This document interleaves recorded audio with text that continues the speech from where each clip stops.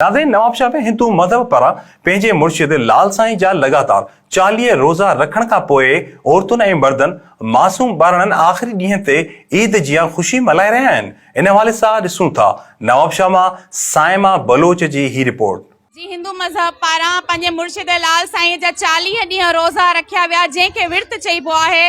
उन ख़ुशीअ में नंढड़नि ॿारनि में गिफ्ट तक़सीम कयूं ऐं प्रोग्राम मुनक़िद कयो वियो। अचो त हिन हवाले सां हुननि सां ॻाल्हि ॿोल कयूं त हुननि जो छा चवणु आहे। 40 ॾींहं असांजी शेवा थी आहे, 40 ॾींहं असांजी अरदास थींदी आहे, आरती थींदी आहे हिते ऐं वॾे धाम धूम सां मल्हायो वेंदो आहे चालीहो साहिबु।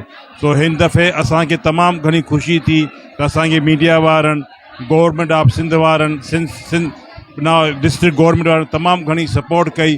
फुल प्रूफ असांखे सिक्योरिटी ॾिनी वई असांखे ऐं तमामु असां आज़ादी सां पंहिंजे चालीहो मिलायोसीं ऐं तमामु बहितरीनु नमूने सां असांजो चालीहो नाम जो समापति थी। लाल साईं जो जेको हिन भेरे जेको चालीहो थियो आहे उहो कॾहिं बि अहिड़ो सुठे नमूने न थियो आहे।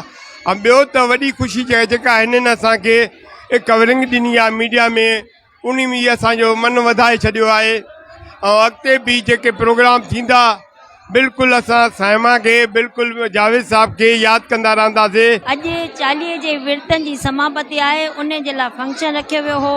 ॿारनि में गिफ्टूं तक़सीम कयूं वयूं हुयूं। जेके ॿारनि 40 ॾींहं हाज़िरी भरी आहे उन्हनि खे गिफ्टूं ॾिनियूं वयूं आहिनि। हिते सभिनी खे ॾाढो मज़ो आयो आहे, सभिनी भॼन ॻाया आहिनि, सभिनी ॾाढो इंजॉय कयो आहे।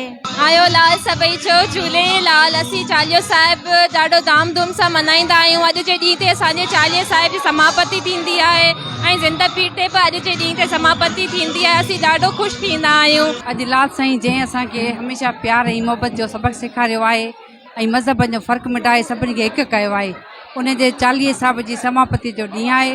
असां उन ख़ुशीअ सां ॾिहाड़ो मल्हायो आहे ऐं ॿारनि खे गिफ्टूं विरायूं आहिनि। 40 जी समापति अॼोके ॾींहं ते थींदी आहे। असीं आख़िरी ॾींहं ते विर्त रखंदा आहियूं, बहिराणा ठाहींदा आहियूं। एॾो ओकेशन थियो आहे, असांखे ॾाढो मज़ो आयो आहे। हर साल वांगुरु थींदो आहे, ईअं असांखे मज़ो ईंदो आहे। इन ॾींहं ते आयो लाल सभई चो झूलेलाल। जी, तव्हां हिननि जूं ॻाल्हियूं ॿुधियूं त हिन जो चवणु आहे असां पंहिंजे मुर्शिद लाल साईं जा 40 ॾींहं रोज़ा रखंदा आहियूं ऐं ख़ुशियूं मल्हाईंदा आहियूं। कैमरामैन फाज़िलिन सां गॾु साइमा बलोच, SS न्यूज़, नवाबशाह।